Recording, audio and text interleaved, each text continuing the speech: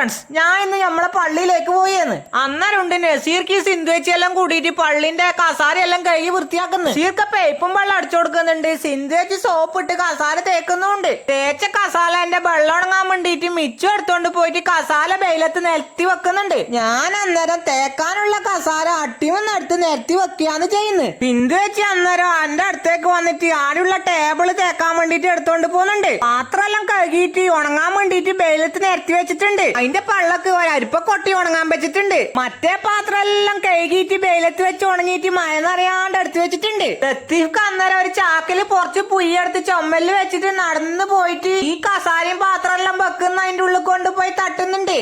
ആടെ നിലത്തിട്ട കോൺക്രീറ്റ് പൊട്ടിപ്പോയിന്. അത് ശരിയാക്കാൻ വേണ്ടിട്ടാണ് ലത്തീഫ്ക്ക് അങ്ങനെ ചെയ്യുന്നത്. ഞാൻ ആടുന്ന് പുറക്ക് വന്നിട്ട് പെയിനിങ് കഴിച്ച് അതിനെ കെട്ടാൻ വേണ്ടി കൊണ്ടുപോയെന്ന്. കെട്ടിയിട്ട് ഞാൻ പള്ളിയിൽ പോയി നോക്കുമ്പോണ്ട് മഴ പാറിയിട്ട് കസാരയെല്ലാം ചെരിച്ചു വെച്ചിട്ട് മഴ പാറിയ വെള്ളം ഒഴുകി പോവാൻ വേണ്ടിട്ടാണ് ഇങ്ങനെ വെക്കുന്നത്. അന്നേരമുണ്ട് ശ്രീജേഷേട്ടാ ഞമ്മക്ക് തിന്നാനുള്ള ചോറ് കൊണ്ടിട്ട് നസീർക്ക് അത് വാങ്ങുന്നുണ്ട്. ആ ഒരു തുണി എടുത്തിട്ട് മഴ പാറിയ കസാരമലായ വെള്ളം തുടച്ചോളേന്ന്. എന്നിട്ട് എടുത്തിട്ട് പള്ളിയുടെ ചേതിക്കേക്ക് വെച്ച് അസ്നാർ മാഷുണ്ട് അന്നേരം പള്ളിയിലേക്ക് വരുന്നു. ഉച്ചക്ക് തിന്നാൻ ഞമ്മക്ക് കൊണ്ടുതന്ന ചിക്കൻ ബിരിയാണിയാണ് കേട്ടാ.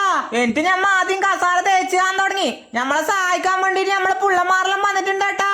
പെട്ടെന്ന് മഴ വന്ന് എല്ലാരും നനയാണ്ടിക്കാൻ വേണ്ടിട്ട് പള്ളിന്റെ മതസേനൽ ചേതി കയറിയെന്ന്. മഴ മാറിയ ആദ്യം പണി തുടങ്ങി. അപ്പൊ വീട് ഇഷ്ടപ്പെട്ട സപ്പോർട്ട് ചെയ്യാൻ മറക്കല്ലേട്ടാ.